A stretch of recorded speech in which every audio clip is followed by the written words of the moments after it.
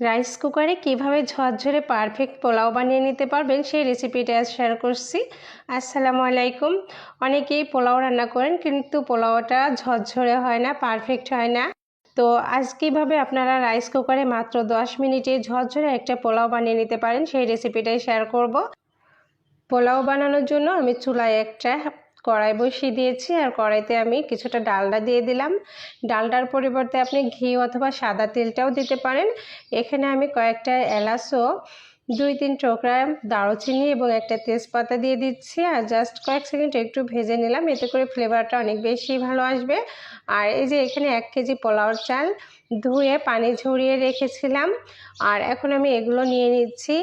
আর সবসময় পানিটা ঝরিয়ে নেবেন, তাহলে পোলাওটা ভাজতে খুব সুবিধা হবে। আর এখানে আমি স্বাদ মতো লবণ নিয়েছি, আর এখানে নিচ্ছি আমি আদা বাটা, রসুন বাটা। অনেকেই আদা রসুন বাটাটা তেলের উপর দিয়ে নেন, কিন্তু এতে করে হয় কি, আদা রসুন বাটাটা নিচে লেগে যায়, চালটা সুন্দর করে ভাজা হয় না। এই জন্য আমি আদা রসুন বাটাটা পরে দিই, আর দিয়ে এভাবে চালটা ভেজে নিই।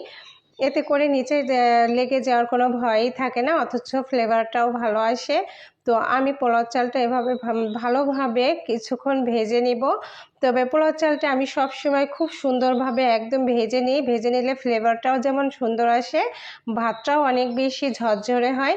যতটা সম্ভব পোলাও চালটা এভাবে ভেজে নেবেন। আর এর ভিতরে আমি দিচ্ছি কিছুটা বাদাম ও কিশমিশ। তো এখানে আমি দিয়েছি চীনা বাদাম, আপনি যে কোনো বাদামই এখানে দিতে পারেন, আপনার পছন্দনীয় বাদাম দিতে পারেন।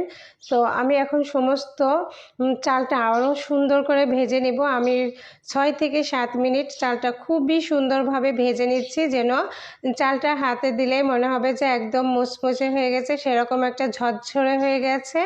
তো আমি সেভাবেই চালটা ভেজে নিচ্ছি। এই যে দেখুন, অনেকটা সময় ধরে আমি চালটা চুলার আঁচটা মিডিয়াম আঁচে রেখে ভেজে নিচ্ছি, আর খুব সুন্দর একটা ফ্লেভারও আসতেছে। আসলে ভাজার সময় পোলাওর অনেক সুন্দর একটা স্মেল আসে, আর এটা না ভাজলে কিন্তু এই স্মেলটা আপনি পাবেন না। এই জন্য অবশ্যই সুন্দরভাবে চালটা ভেজে নেবেন, তাহলে একদম পারফেক্ট হবে। আর চালটা ভাজা হয়ে গেছে, এখন আমি এটা এই যে রাইস কুকারে দিয়ে দিচ্ছি। আমরা অনেক সময় পাতিলে রান্না করি, অনেক সময় এটা নিচেই লেগে যায়, তারপর পারফেক্টলি হয় না, ঝরঝরে হয় না, নরম হয়ে যায়, টেনশনে থাকি কিভাবে কি করব। কিন্তু যখন রাইস কুকারে দিবেন কোনো টেনশনই থাকবে না।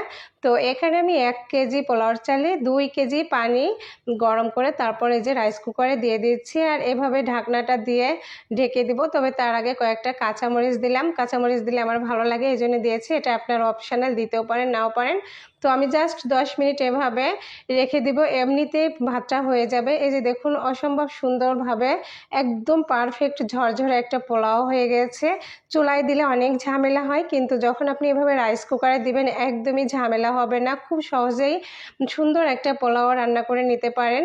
আমার পোলাওর এই রেসিপিটা যদি আপনাদের ভালো লেগে থাকে, আমার পেজটি ফলো দিয়ে লাইক করবেন, শেয়ার করবেন। সবাই ভালো থাকবেন, সুস্থ থাকবেন। আজকের মতো এখানে বিদায় নিচ্ছি। আল্লাহ হাফিজ।